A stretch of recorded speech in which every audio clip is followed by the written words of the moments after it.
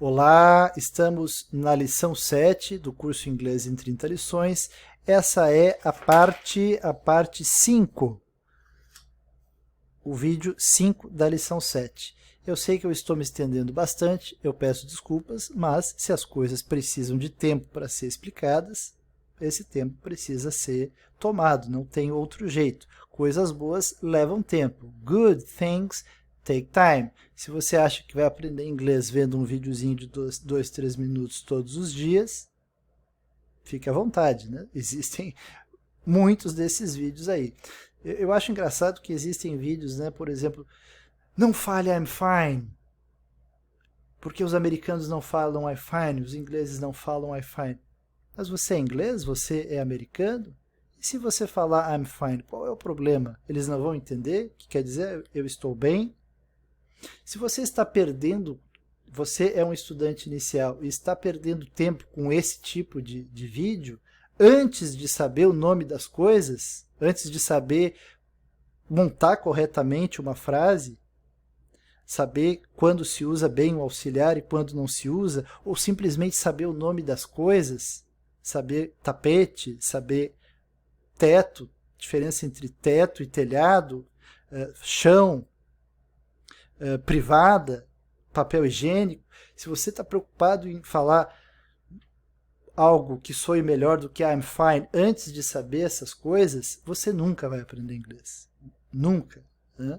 Então, eu acho uma maldade fazer isso com estudantes iniciais. A gente tem que falar as coisas desde o princípio e ser sincero desde o princípio. É muito difícil aprender inglês, é muito difícil aprender qualquer idioma.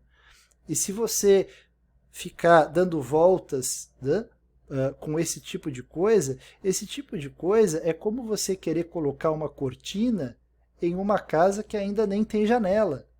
Então, nós precisamos fazer o que é mais importante primeiro. Os americanos têm um bom ditado para isso. First things first. As coisas primeiras primeiro. Né? Então, primeiro você vai aprender o nome das coisas. Primeiro você vai aprender a estrutura do idioma, a ordem das palavras na frase. E depois você vai aprender a falar o melhor jeito de dizer, eu estou bem, eu estou legal, está tudo certo. Né? Mas isso é a cereja do bolo. Né? Então, nós estamos vendo as coisas, estamos tentando construir um curso com bases sólidas para vocês, pessoal.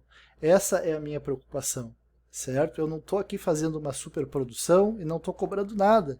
Eu simplesmente estou tentando dar uma base sólida para as pessoas que querem aprender inglês. Ok?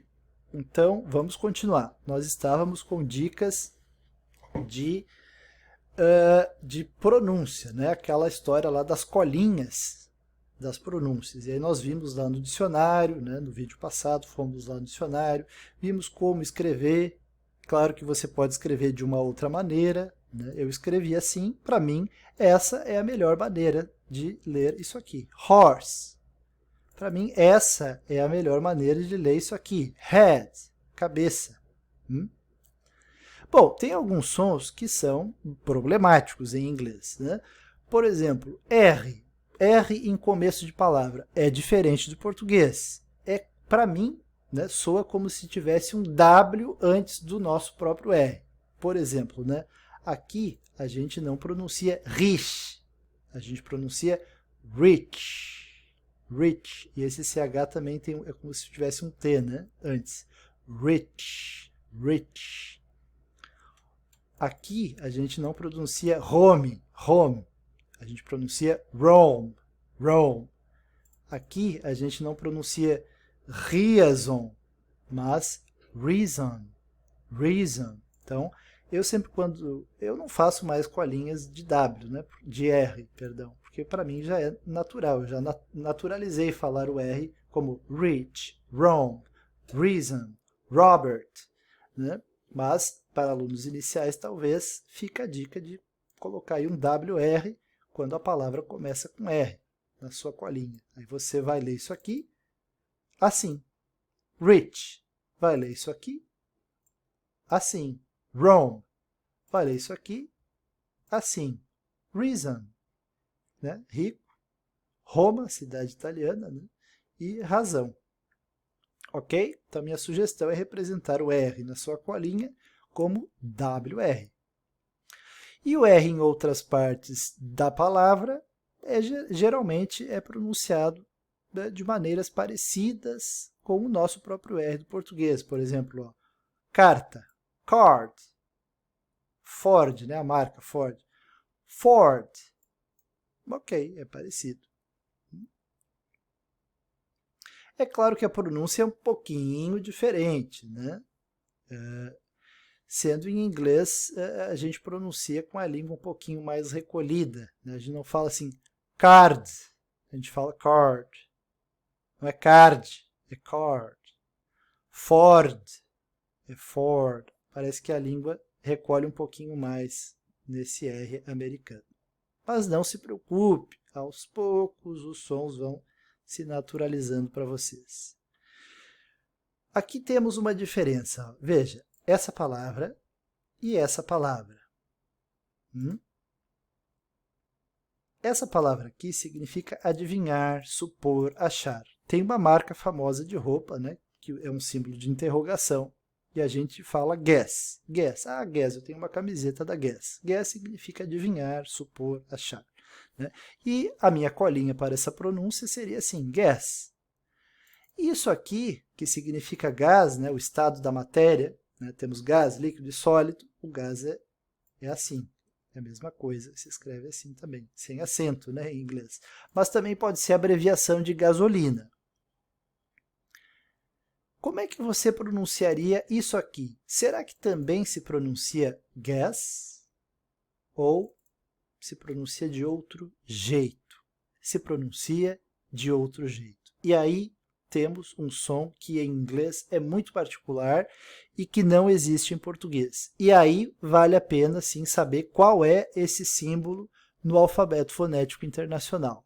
Porque veja, aqui na marca, né, nós temos gas. É um E aberto, né, mas com a boca meio fechada. Gas. Mas aqui nós temos um gas.